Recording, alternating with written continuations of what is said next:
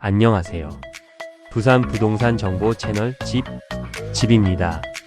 부동산 거래를 할 때 많은 분들이 공인중개사를 통합니다. 직거래도 가능하지만 실제로는 중개거래가 훨씬 많습니다. 국토교통부 실거래가 자료를 분석한 보도에 따르면 2025년 1분기 전국 주택 매매 중 직거래 비율은 12.5%였고 아파트만 보면 8.5% 수준이었습니다. 거꾸로 말하면 아파트 매매의 90% 이상은 공인중개사를 통한 거래였다는 뜻입니다. 그만큼 중개보수, 흔히 말하는 중개수 수료는 많은 사람들이 실제로 부담하는 거래 비용입니다. 그런데 여기서 중요한 오해가 하나 있습니다. 많은 분들이 이렇게 생각합니다. 법정 중개수 수료율이 있으니까 그 요율대로 내야 하는 것 아닌가? 결론부터 말씀드리겠습니다. 아닙니다. 중개보수 요율은 정해진 가격이 아니라 상한입니다. 다시 말해 공인중개사가 그 이상을 받을 수 없도록 정한 한도이지 고객이 반드시 그 요율대로 지급해야 한다는 뜻은 아닙니다. 정확한 법령상 표현은 중개수 수료가 아니라 중개보수입니다. 공인중개사 법령은 부동산 거래 유형과 거래 금액에 따라 중개보수의 상한 요율을 정하고 있습니다. 하지만 핵심은 이겁니다. 상한 요율 이내에서 중개의뢰인과 공인중개사가 협의하여 정한다. 즉, 법령이 정한 것은 최대 얼마까지 받을 수 있다는 기준입니다. 반드시 그만큼 받아야 한다거나 고객이 반드시 그만큼 내야 한다는 뜻이 아닙니다. 쉽게 말하면 중개보수율표는 가격표가 아니라 상한표입니다. 이 차이를 아는 것이 중요합니다. 그런데 현실에서는 상한 요율이 당연한 금액처럼 느껴지는 경우가 많습니다.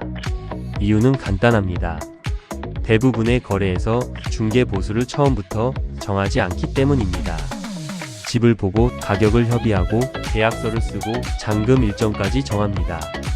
그런데 정작 가장 중요한 거래 비용 중 하나인 중개보수율은 미리 이야기하지 않는 경우가 많습니다. 그러다 거래가 거의 끝난 뒤에 중개보수 이야기가 나옵니다. 이때 고객은 이미 계약을 진행한 상태입니다. 괜히 중개사와 얼굴 붉히고 싶지 않습니다. 법정 요율이라는 말을 들으면 당연히 내야 하는 금액처럼 느껴집니다.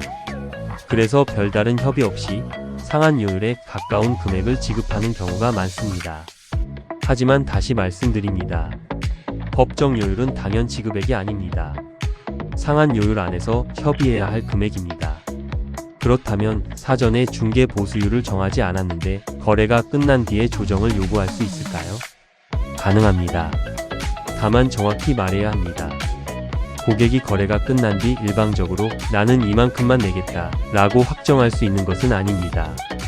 공인중개사가 실제로 중개를 했고 그 중개로 거래가 성사되었다면 중개보수 지급 의무 자체는 인정될 수 있습니다. 하지만 사전에 상한 요율대로 지급하기로 한다는 명확한 합의가 없었다면 고객은 이렇게 말할 수 있습니다. 상한 요율이 곧 당연한 지급액은 아닙니다. 실제 중개 업무의 내용과 기여도를 고려해서 합리적인 금액으로 협의하고 싶습니다. 이것은 충분히 가능한 주장입니다. 특히 중개사의 역할이 제한적이었던 경우가 있습니다. 예를 들어 고객이 직접 매물을 찾아왔거나 가격과 조건을 당사자들이 대부분 협의했거나 중개사는 계약서 작성과 일정 조율 정도만 한 경우입니다. 이런 경우에도 무조건 상한 요율 전액이 당연하다고 보기는 어렵습니다. 반대로 중개사가 매물 탐색, 권리관계 확인, 가격 협상, 특약 정리, 잔금 일정 조율까지 실질적으로 기여했다면 그에 맞는 보수를 지급하는 것이 맞습니다. 결국 핵심은 실제 역할과 기여도입니다. 법원도 중개보수를 기계적으로만 보지는 않습니다. 대법원은 부동산 중개업자와 중개의뢰인의 관계를 민법상 위임관계와 비슷하게 봅니다. 그리고 보수 약정이 있더라도 위임의 경위, 업무 처리 과정, 난이도, 투입한 노력, 의뢰인이 얻은 이익 등을 고려해 약정 보수가 부당하게 과다한 경우에는 상당한 범위로 제한될 수 있다고 보았습니다. 이 판례의 의미는 분명합니다. 중개보수는 단순히 숫자만 보는 것이 아니라 실제 중개 업무의 내용과 형평도 함께 본다는 것입니다. 물론 이 말이 모든 경우에 감액된다는 뜻은 아닙니다. 하지만 적어도 이렇게 말할 수는 있습니다. 상한요율 전액이 항상 당연한 금액은 아니다. 사실 거래가 끝난 뒤 중개 보수를 조정하려고 하면 서로 불편합니다. 중개사는 일을 다 했는데 이제 와서 깎느냐고 느낄 수 있습니다. 고객은 처음부터 이 금액이라고 말한 적은 없지 않느냐고 느낄 수 있습니다. 그래서 가장 좋은 방법은 단순합니다.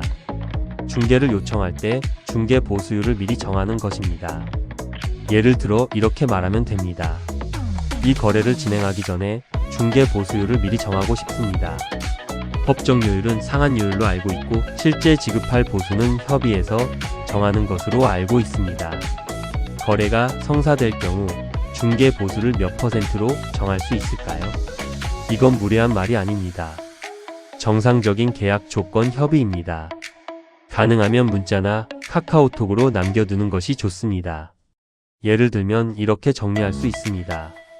본건 중개 보수는 거래 성사 시 매매 대금의 몇 %로 협의한 것으로 이해하겠습니다. 부가세 포함 여부도 확인 부탁드립니다. 또는 정액으로도 정할 수 있습니다. 본건 거래 성사 시 중개 보수는 총 얼마로 정하고 별도 실비가 필요한 경우 사전에 협의하는 것으로 하겠습니다. 이렇게 정해두면 거래가 끝난 뒤 불필요한 다툼을 줄일 수 있습니다. 만약 거래가 끝난 뒤 중개 보수 문제로 불편한 상황이 생겼다면 감정적으로 대응하지 않는 것이 중요합니다. 이렇게 말하는 것이 좋습니다. 중개 보수를 지급하지 않겠다는 뜻은 아닙니다. 다만 사전에 상한요율로 지급하기로 명확히 합의한 적은 없고 실제 중개 업무의 내용과 기여도를 고려해 합리적인 금액으로 조정하고 싶습니다. 그리고 확인할 자료가 있습니다. 첫째, 보수율에 대해 주고받은 문자나 카카오톡이 있는지. 둘째, 계약서나 중개 대상물 확인 설명서에 중개 보수 금액이 어떻게 기재되어 있는지. 셋째, 그 금액이 법정 상한을 넘지는 않는지. 넷째, 중개사가 실제로 어떤 역할을 했는지. 이 네 가지를 정리한 뒤 먼저 협의하는 것이 좋습니다. 오늘 내용을 정리하겠습니다. 첫째, 중개수 수료의 정확한 법령상 표현은 중개보수입니다. 둘째, 중개보수 요율은 정액요율이 아니라 상한요율입니다. 셋째, 고객이 반드시 상한요율대로 지급해야 하는 것은 아닙니다. 넷째, 실제 중개보수는 상한요율 이내에서 고객과 공인중개사가 협의해 정하는 것이 원칙입니다. 다섯째, 사전에 명확한 합의가 없다면 거래 완료 후에도 합리적인 조정을 요구할 수 있습니다. 다만 고객이 일방적으로 금액을 정할 수 있는 것은 아닙니다. 가장 중요한 것은 이것입니다. 부동산 거래를 시작할 때 중개 보수율부터 협의하십시오. 중개 보수를 미리 정하는 것은 중개사를 불신하는 일이 아닙니다. 오히려 서로의 기대를 명확히 하고 거래 후 불필요한 분쟁을 막는 방법입니다. 중개 보수율표는 무조건 내야 할 금액이 아닙니다. 넘지 말아야 할 한도입니다. 답은 데이터 안에 이미 있습니다. 집이었습니다.